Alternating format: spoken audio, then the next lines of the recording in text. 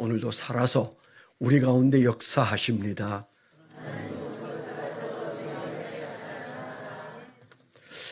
네, 오늘 추수감사절 아주 찬양도 좋았고 또 우리 전체 찬양할 때도 좋았습니다. 아까 부른 감사송에 그냥 다 뭐라고 했죠? 그냥 아주 감사? 네, 그 말이 왜 그렇게 와닿는지 몰라요. 오늘 우리가 감사절 예배를 주님 앞에 드리면서 좀 우리가 고민도 좀 하고 또 은혜도 좀 누려야 되는데, 이 감사라는 단어, 그리스도인에게서 이 감사 단어를 빼면 도대체 무엇이 남을까? 그런 생각이 참 많이 듭니다.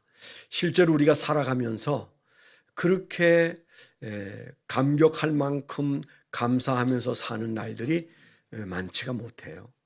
그래서 우리 신앙의 아주 중요한 요소인 이 감사를 우리는 잘 개발하지 못한 채 살지는 않는가, 그런 생각이 듭니다. 목사님, 저는요 감사절인데 그렇게 딱히 감사할 거리가 생각이 나지 않습니다. 그렇게 생각하는 사람도 아마 있을 거예요. 생각나는 감사가 있어야 무슨 감사절이 즐거울 텐데요. 이제 우리가 그런 생각을 할 수 있어요. 그런데 감사는요, 사실 우리가 기억나는 감사가 감사가 아니에요. 찾아내는 감사예요.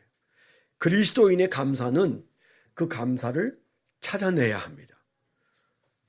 보면대를 조금 더 낮추면 좋을 것 같은데요. 다 불렀죠? 사람이 안 보여요. 조는지 안 조는지 보여야 돼요. 네, 조금 내려서. 네.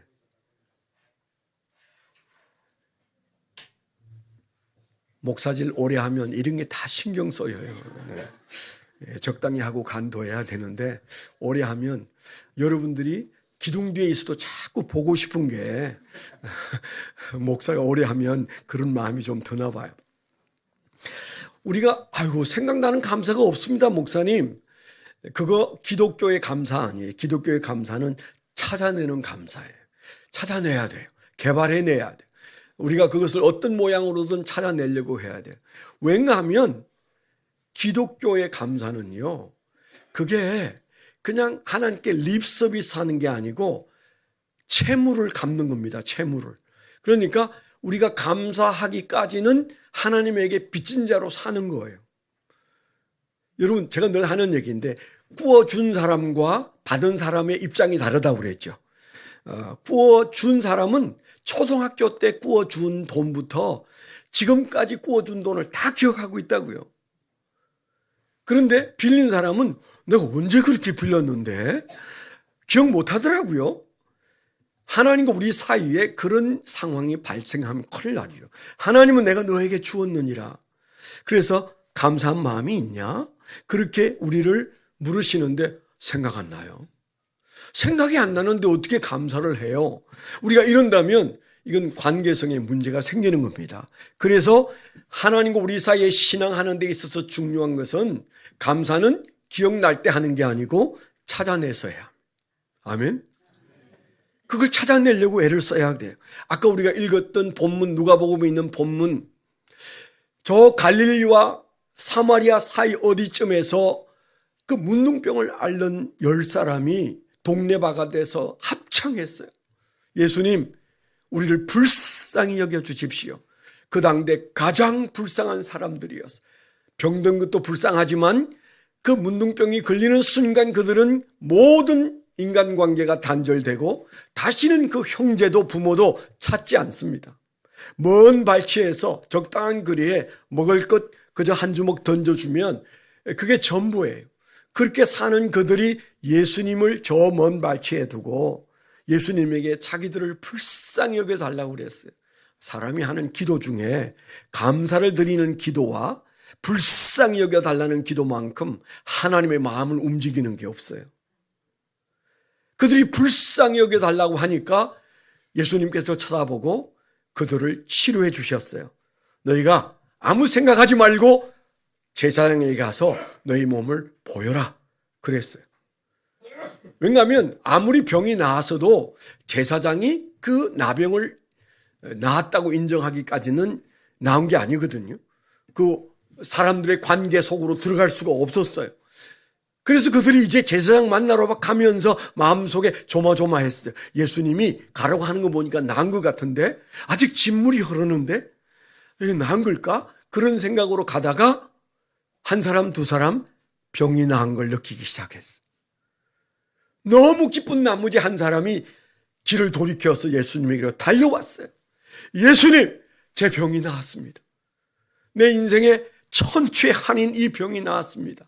감격하고 주님에게 감사를 드렸을 때 예수님이 하신 말씀이 뭐였어요? 내가 낫게는 10명을 낫게 했는데 9명은 어디 갔죠? 예수님이 하신 말씀이에요. 그러니까 이 나병 환자들에게 주님께서 기대하시는 건 뭐예요? 다른 것 바라는 거 아니에요.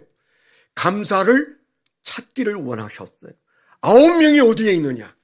우리가 만일 하나님에게 감사거리를 못 찾으면 내가 너에게 베푼 게 얼마나 많은데 왜 그걸 기억조차 못한단 말이냐? 마치 9명의 문둥병자가 흔적도 없이 사라지고 감사가 없는 나음을 입었을 때 주님이 서운해하시는 모습과 별로 다를 게 없어요. 그래서 크리스찬의 감사주일은 고민스러운 날이기도 해요. 내 마음속에 감사가 생각나지 않으면 그것을 슬퍼하셔야 돼요. 하나님이 내 문둥병을 치료해 주셨는데 나는 왜 마음속에 감사가 없을까? 왜 내 신앙이 여기에 서 있을까? 우리가 그런 채무감을 느끼게 되기를 축원합니다. 감사는요, 또 어떤 의미에서 기도의 문입니다. 기도의 문입니다. 여러분, 문을 열려진 문에 들어가듯이 여러분 저 앞에 서서 탁 누르면 문이 항상 열어지잖아요. 기도에도 문이 있습니다. 얼마나 많은 사람들이 각종 신에게 비나이다 비는데 비는 대로 안 사라져요. 아니, 크리스찬들도 제일 많은 스트레스가 뭘까요? 제가 살아오면서 제 마음속에 가장 많은 스트레스는 기도가 응답이 안 되는 거였어요. 이 목사가 이러면 쫓겨나는데 네, 뭐 안 돼도 된다고, 나는 다 응답됐다고 그래야 그게 좀 믿음직한 목사일 텐데, 솔직히 말하면 저는 저뿐만 아니고 어떤 사람도, 심지어 예수님마저도 결정적인 순간에는 기도가 응답 안 됐어요. 저도 어린 시절부터 자라오면서 가장 힘들었던 것은 기도가 응답이 안 된 거였어요. 제가 기도가 어렸을 때 응답이 됐으면 아마 술집에 앉았지 여기에 있지 않을 것 같습니다. 실제로 우리의 삶에서 기도는 좀처럼 잘 응답이 안 됩니다. 이유는 많아요. 그런데 여러분, 가장 큰 이유는 문도 열리지 않았는데 저 문 바깥에서 우리가 떠드는 소리는 그냥 독백에 지나지 않아요. 비나이다 비나이다 그거 하는 것밖에 안 돼요. 우리의 기도는 비나이다가 아니고 아버지 하나님과 독대하면서 그 하나님에게 주고받는 대화예요. 그러려면 문이 열려야지. 하나님의 마음의 문이 열려야 합니다. 여러분, 하나님의 마음의 문을 여는 방법을 알고 계세요? 내가 기도 많이 했는데요? 아니, 그게 중요한 게 아니에요. 내 기도가 하나님의 마음의 문을 열었는가 열지 못했는가, 그게 중요하다고요. 여러분, 요즘 우리가 인터넷 할 때, 여러분 모바일 사용할 때 참 귀찮긴 한데 제 핸드폰을 제가 켜는데 켤 때마다 패스워드를 넣으라고 그래요. 안 넣으면 제 거 아닙니다. 안 열려져요. 요즘에는 이제 제 핸드폰은 아이폰인데 그게 이제 이렇게 얼굴을 인식을 해줘요. 근데 밤중에 새벽에 이제 이걸 들고 하려고 하면 깜깜하니까 이 멍청해서 저를 못 알아봐요. 그러면 그걸 눌러서 거기다 패스워드를 넣어야 돼요. 제 패스워드를 거기다 집어넣어야 됩니다. 짜증나지만 그거 어쩔 수 없어요. 기도에도 패스워드가 있는 거 아세요? 하나님의 마음의 문을 여는데 우리의 패스워드가 필요해요. 그게 뭔지 아세요? 감사입니다. 감사. 그래서 우리가 기도의 5가지 주제 중에 첫 번째가 감사잖아요. 그것도 모르고 기도했다면 우리는 지금도 문도 안 열렸는데 기도했다고, 기도했는데 안 열어주셨다고 우리가 그렇게 볼멘소리 할 수 있어요. 하나님 잘못이 아닙니다. 기도에는 반드시 하나님의 마음의 문을 열어 젖혀야 되는데 언제 하나님이 마음의 문을 여는가? 우리가 감사할 때 마음의 문을 열어요. 아니, 부모 자식 사이도 그렇지 않아요? 자식이 그 부모에게 감사한 마음을 가질 때 부모의 마음이 활짝 열리는 겁니다. 또 어떤 의미에서 감사는요, 마중물입니다. 마중물. 굉장히 중요한 얘기도 될 수 있는데요. 우리가 펌프질을 할 때 한 바가지의 물을 털어 넣으면 그 다음부터 거기에서 새로운 물이 올라오는데 저 땅속 깊은 곳에서 시원한 물이 올라오는데 한 바가지 넣었는데 젖는 만큼 올라와요. 그때 사용하는 그 한 바가지를 우리는 마중물이라고 말하는데 여러분 하나님이 급하면 우리가 기도하지 않아도 하나님께서 스스로 응답하실 때가 들어 있지만 그러나 대부분의 경우는 우리가 한 바가지의 물을 붓듯이 하나님 앞에 감사로 기도할 때 그때 하나님께서 우리의 문제에 대해서 반응하시게 돼 있습니다. 잠언서 3장 9절로 10절에 보면 내 재물과 내 소산물의 처음 익은 열매로 여호와를 공경하라. 그리하면 내 창고가 가득히 차고 내 포도즙 틀에 새 포도즙이 넘치리라. 저희 아버님은 다쳐서 병이 들었을 때 정말 예수 잘 믿으셨지만 그 이전에는 교회 생활을 별로 잘 안 하셨어요. 그런데 추수감사절은 꼭 오셨어요. 제 기억에.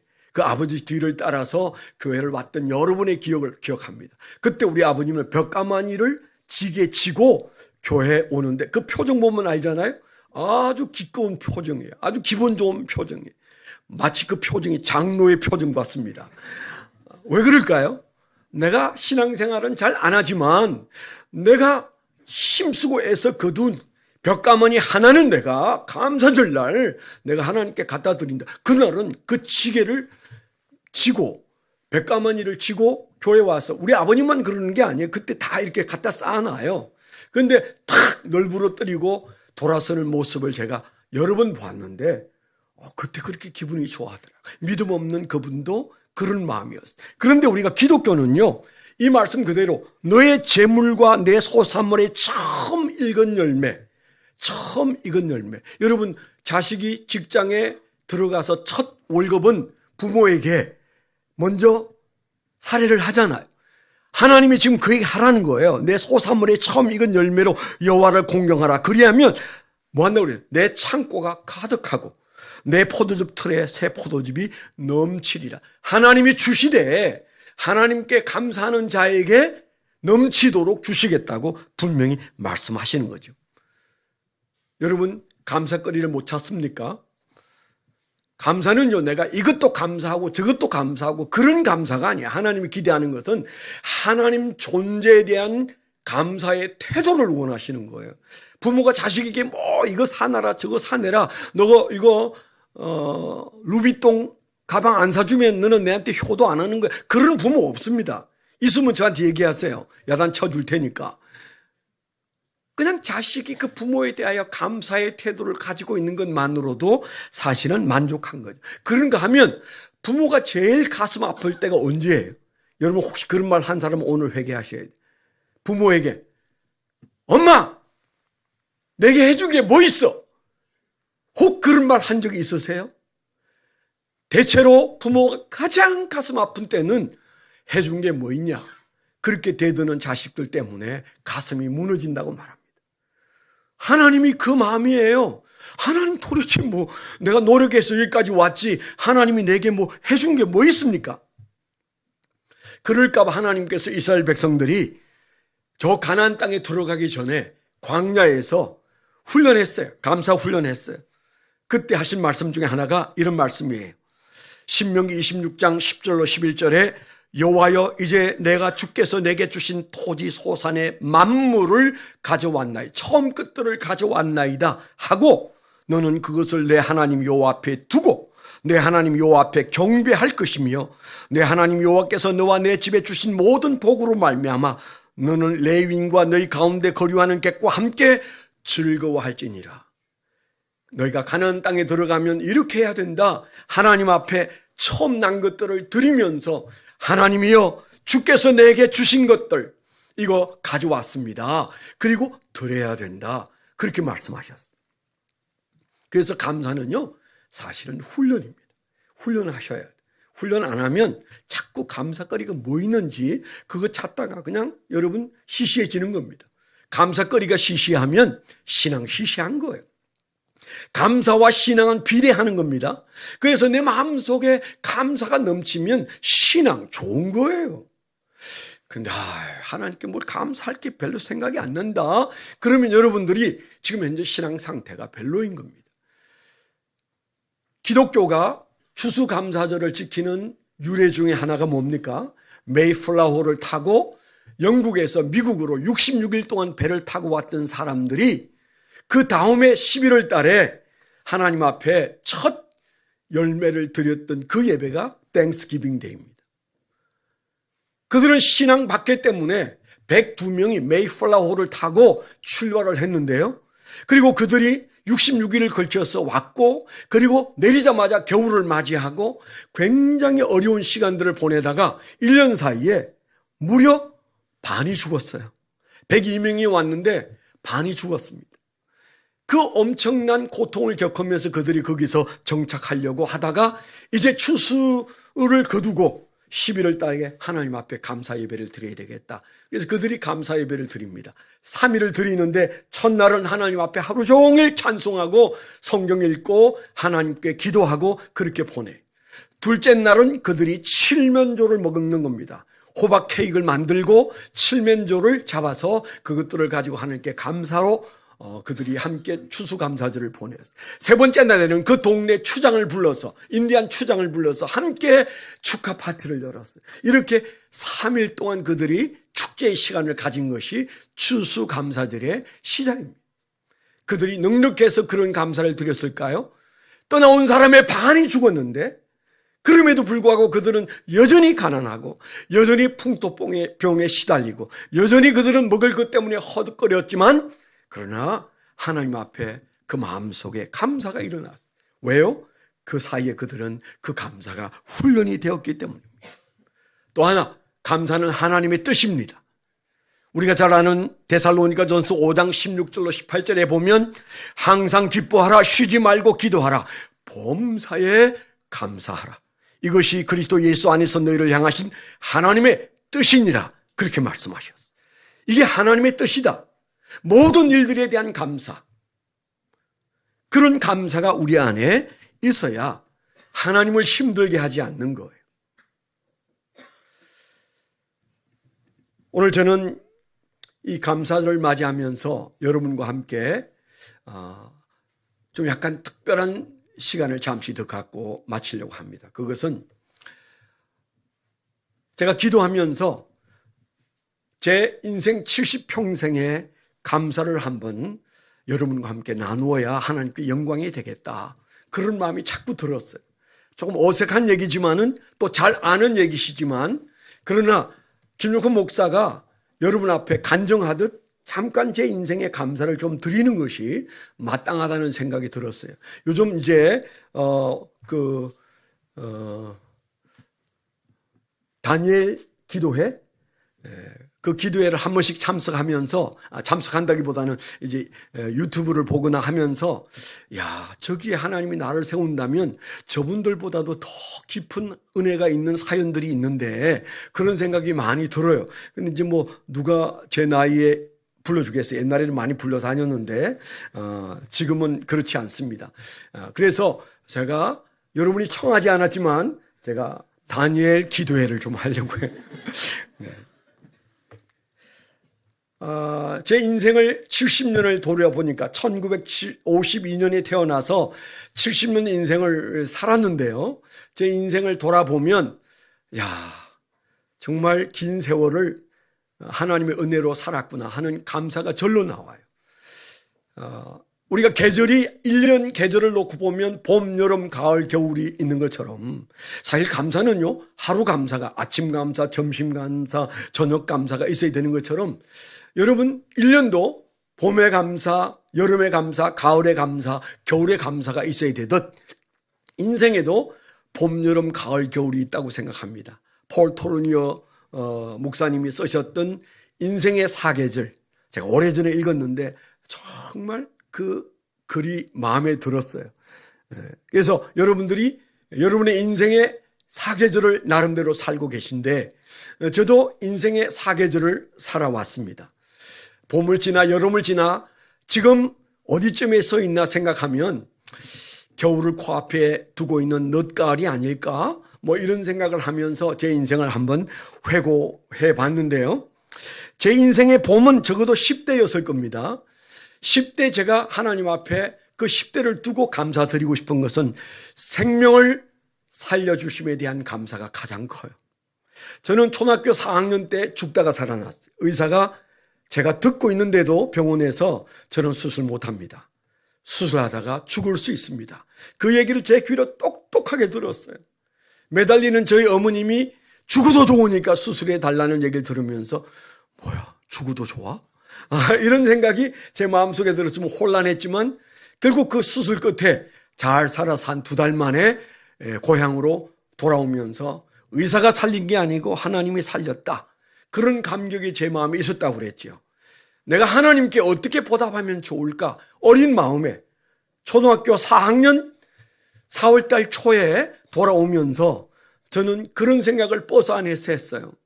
그랬을 때 하나님이 제 마음속에 너가 할 수 있는 것 중에 너가 지금 해야 할 보답은 공부 아니겠냐? 그런 마음을 주셔서 엄마 나 표준전과 사줘요.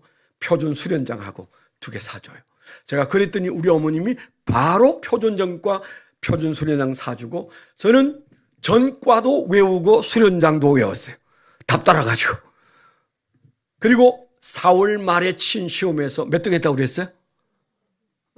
안 들은 것처럼 앉아 계시네요. 네. 가만히 있으면 제가 자꾸 그 얘기를 길게 하면 안 되잖아요. 1등 했어요. 한번 1등 올라가니까 잘 안 내려가더라고요.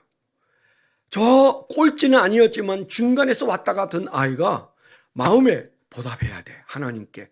나 의사가 살린 거 아니야. 하나님이 살렸어. 그러니까 공부하고 싶은 마음이 생겼어요. 시골이니까 전과만 외워도 성적이 제일 우리 반에서 잘 나와서 제가 다른 반에 다니면서 간증했다니까요. 그리고 6학년 때도 죽다가 살아났어요. 그때도 제가 생각했을 때 죽는구나. 인생 끝나는구나. 심지어는 제 친구들에게 유언도 했다니까요. 그리고 충무병원에 실려갔는데 그 또한 2달 만에 다시 살아서 돌아왔어요. 그리고 중학교 2학년 때 하나님이 내 인생 2번이나 생명을 살려주셨으니까 이제 나는 남은 생에는 덤으로 사는 거다. 그러면 내가 하나님께 내 남은 인생을 드려야 되겠다. 주님, 제가 목사 하겠습니다. 그게 중학교 2학년 때 받은 소명이에요. 아무도 아멘 안 하시네. 네. 그렇게 저는 10대를 살 때 하나님이 내 생명을 살려주신 분이다. 의사가 살린 게 아니다. 세상이 살린 게 아니고 하나님이 살렸다. 그 마음이 어린 마음에 드니까요. 세상이 달라 보였어요. 제가 10대의 봄이라고 말할 수 있는 때에는 생명을 살리신 하나님에 대한 감사가 제 마음속에 있었다는 말씀을 드립니다. 제 인생의 여름, 20대, 30대, 40대였을까요? 그때에 대한 감사는 저를 목자 되신, 저의 목자 되신 하나님께 감사를 드렸다. 그렇게 말하고 싶어요. 우리가 시편 23편을 읽었습니다마는 하나님이 나의 목자시구나. 여호와는 나의 목자시니 내게 부족함이 없으리로다.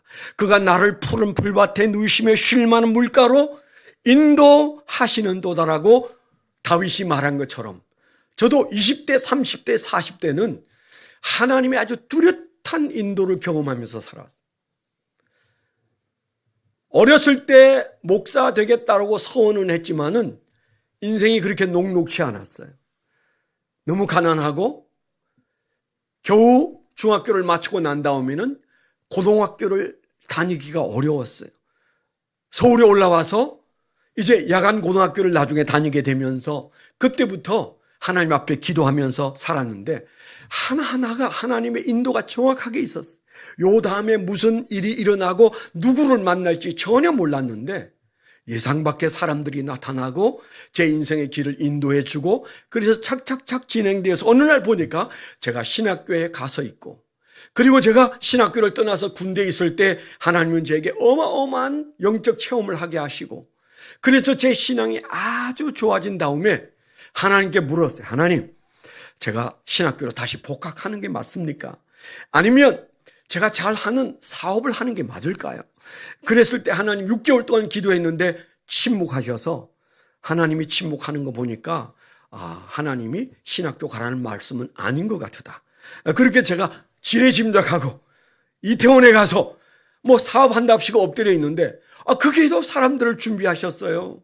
돈 한 푼 없는 제가 저보고 돈 될 테니까 사업하자는 사람들이 나온다는 게 여러분 말이 돼요? 여기에 증인이 있기 때문에 제가 거짓말을 못합니다. 그렇게 해서 사업을 하고 거기에서 제 아내를 만나고 제 아내를 전도하고 제 아내가 예수 믿고 그러면서 제가 프로포즈하고 그래서 어느 날 신혼여행을 갔는데 1979년 12월 11일 제주도에서 첫날 밤 예배를 드리다가 하나님의 음성을 들었잖아요. 아들아, 이제는 신학교로 돌아가라.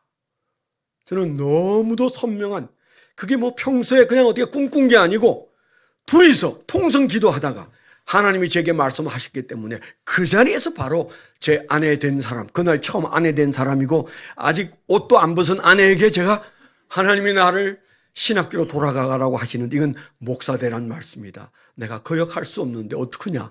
그랬더니 눈물을 흘리면서 기꺼이 고개를 끄덕끄덕 해준 것이 이 목사질을 하게 된 이유예요. 그 뒤에도 정말 어려운 일들이 저보다 제 아내가 훨씬 더 어려운 시간들을 보냈지만은 그러나 즐거운 마음으로 살면서 하나님께 영광 돌린 이유는 어떻게 예상하지 않았던 길을 하나님이 그때그때 만들어서 길을 인도하시는 것을 느끼면서 하나님은 나를 인도하고 계시는구나. 내가 내 인생을 계획할 필요가 없구나. 그분이 나를 인도하시는구나. 개척도 마찬가지예요. 저는 개척을 죽어도 못한다고 생각했어요. 나는 개척할 사람이 아니고 기성교회 초빙을 받아가면 잘할 수 있을 것 같다. 그랬는데 담임 목사님과 대화하는 사이에 개척을 결정하게 되고 그리고 와보지도 않은 이 명일동의 달의 뷔페 건물에 계약을 한 다음 날 보니까 부도난 건물이었어요. 나는 하나님이 은혜를 주셔서 내가 가진 돈만큼 하나님께서 그만큼 맞는 건물을 주셨다고 생각했는데 그게 아니고 1,000만 원 싸게 된 이유는 하나님의 도우심이 아니라 부도난 건물이라 1,000만 원이 싼 거였는데 저는 그렇게 생각했어요. 나중에 그것도 하나님의 인도였구나. 그것을 믿게 되었습니다. 그리고 얼마 안 가서 불이 꺼지고 엘리베이터가 멈추고 수도가 끊기고 그런 많은 일들을 겪은 다음에 한숨을 돌리는 순간에 명성교회가 와서 1년 반 같은 건물에 같은 층에 같이 살았고 그 교회가 간 지 8개월 만에 여의도 순복음교회 동부성전이 와서 35,000명과 함께 있고 그런지 8개월 뒤에 저희가 지금의 그 자리 옛날 건물 3층짜리 건물을 사서 오게 되고 그곳에서 정말 열심히 제자 훈련을 하면서 여러분들을 만나지 않았겠어요? 그 모든 되어진 일들은 제가 저지른 일이 전혀 아니에요. 계획된 일이 아니에요. 저는 얼마나 합리적인 사람인지 내 인생의 아름다운 교회는 건축은 없다. 늘 그렇게 말하고 다녔어요. 우리는 체육관 빌려서 예배드리면 되고 그 정도의 돈을 가지고 선교한다. 제가 늘 그렇게 얘기했어요. 건축 안 할 줄 알았는데 개척한 지 5년 만에 하나님께서 건물을 주시고 건축을 하게 하시고 그 모든 일들을 보면서 내가 한 일이 아니구나. 어떤 사람은 그렇게 말합니다. 당신이 설립자인데 왜 그렇게 비실비실 쫓겨나듯 그 교회를 떠났냐. 그렇게 말하는 사람이 있어요. 저는 단연코 아니요. 내가 설립자인 건 맞지만 내가 열심히 한 건 맞지만은 전혀 단 1초도 내 지분이 거기에 있다고 생각한 적이 없어요. 하나님이 주인이시고 하나님이 하신 일을 내가 했다고 그게 내가 한 다리를 끼면 그 교회는 추한 교회가 되는 거잖아요. 그 마음을 갖고 있는 이유는 하나님의 인도를 여실히 보았기 때문입니다. 그래서 제가 인생의 여름에는 그저 두려운 거 없이 열심히 살았고 명성교회와 함께 있으면서도 신나게 살았고 또 많은 사람들이 어떻게 그 교회 옆에서 평생을 목회하고 있냐 그랬을 때도 전혀 의식하지 않았던 것은 제 인생의 그 여름에 하나님이 목자 되셔서 나를 인도하신다는 사실을 굳게 믿었기 때문에 하나님께서 저와 여러분들을 그렇게 인도하여 주시는 줄 믿습니다. 세 번째는 가을이에요. 인생의 가을. 언제쯤일까요? 50대, 60대. 50대 초반에 교회를 건축을 잘하고 침례교회 약 20대 교회 안에 들어가는 교회로 하나님께서 일으켜 주셨고 그런 다음에 바로 하나님이 제게 주신 말씀이 너는 65세에 담임 목사직을 내려놓으라. 주님께서 그렇게 말씀하셔서 그때부터 준비하고 그리고 하나님 앞에 기도하고 살기 시작했습니다. 저는 그때를 하나님께 감사드리는 것이 잔이 넘치게 하시는 하나님 그렇게 말하고 싶어요. 정말 제 인생에 잔이 넘쳤어요. 시편 23편 5절에 주께서 내 원수의 목전에서 내게 상을 차려주시고 기름을 내 머리에 부으셨으니 내 잔이 넘치나이다. 그렇게 말한 것처럼 늘 저는 50대 60대에는 잔이 넘친다는 생각을 가지고 살았어요. 여러분이 경험하셨잖아요. 불만 속에 살지 않았어요. 늘 기쁘고 행복하고 구름 위를 다니는 듯 그렇게 살았습니다. 교인이 많았어요? 그거 아니에요. 제가 많은 것을 누렸기 때문일까요? 그것도 아니에요. 그냥 하나님께서 제게 그런 동행과 함께 사역을 주셨기 때문에 그 사역 자체가 행복이었습니다. 사람들이 변해가는 모습을 보고 성장하는 모습을 보고 그러면서 불의정사를 접수해서 이제 우리가 교회를 건축하는 그때로부터 시작해가지고 또 수많은 목사님들이 저희 교회를 알고 신문에 나면서 우리나라의 교회 생존에 관해서는 가장 탁월한 강사다. 그래서 여기저기 저를 수도 없이 목사님들이 불러서 강의하고 책도 내고 그러면서 하나님께서 나를 이렇게 쓰시려고 조금 고생하게 하셨구나. 그런 마음이 제 마음속에 들어갔어요. 어느 날은 목회와 신학에 우리나라에 명강사 217명이 있는데 거기에 제 이름이 올라가 있더라고요. 하도 돌아다녀서 그런지 아니면 신기한 일이 있어서 그런지 그런 시간들을 보내면서 저는 하나님께서 나를 잔이 넘치게 하시는구나. 그런 마음을 가지고 즐겁게 이제 다음 인생의 그 다음 코스를 준비해야 되겠다. 그러면서 사실은 65세가 될 때까지 열심히 살았어요. 마지막으로 지금은 어떤 때 제가 살고 있을까요? 하나님께 드리는 요즘 감사는 하나님 제가 꺼진 불이라고 생각했는데 다시 살리시는 하나님께 감사를 드립니다. 아멘. 나는 분명히 이제는 조용히 살다가 그저 좀 누릴 건 누리고 그렇게 살아도 지나간 세월 열심히 살았으니까 하나님이 용서하실 거야. 골프도 좀 치고 여행도 좀 다니고 좋은 음식도 좀 먹고 좀 그렇게 살아도 되겠지? 근데 그런 생각을 하는 순간 청천벽력 같은 일들이 일어났어요. 전혀 예기치 않았던, 꿈에도 생각하지 않았던 누가 교회를 어지럽힐 것이라고 상상이나 했겠어요? 누가 거짓말을 할 거라고 상상이나 했겠어요? 내가 욕심 부리지 않았으면 그저 내가 하나님 앞에 가능한 한 똑바로 살려고 했으면 되는 것이다. 이렇게 생각하고 살았던 어느 날 정확하게 2년 전 11월 16일 날 담임 목사로부터 청천벽력 같은 얘기를 들으면서 세상이 노랗게 변했어요. 세상에 이런 일도 있나? 그 다음에 알고 보니까 얼마나 많은 거짓된 말이 이미 넘쳐 있었습니다. 그래서 저는 그때 잠시 놀라고 충격받았지만 그러나 지금은 아닙니다. 내가 그냥 이제는 사그러들어도 괜찮다고 생각했는데 하나님이 모세를 일으키듯 갈렙을 일으키듯 너 아직도 멀쩡한데 두 다리로 잘 걸어 다니면서 아직도 말이 새지 않는데 왜 그만하면 됐다고 생각하냐? 아마 그러지 않았을까? 그런 생각과 함께 여러분을 섬기라고 하나님께서 이 기회를 주셔서 저는 인생의 겨울을 아직 맞이하지는 않았지만 미리 겨울을 맛보게 하셔서 겨울을 준비하게 하시는구나. 하나님은 대단하다. 늦가을에 하나님이 겨울을 맛보게 하시고 준비하게 하셨으니 이제 남은 시간을 주의 은혜 가운데 열심히 사는 것이 내가 할 일이다. 이런 마음을 갖게 되었어요. 좀 길게 얘기를 했습니다마는 제 인생의 사계절을 한번 돌아본 것처럼 여러분은 여러분의 인생의 사계절을 한번 이번 한 주간 동안 돌아보십시오. 그리고 찾아내라고 그랬죠. 찾아내셔야 합니다.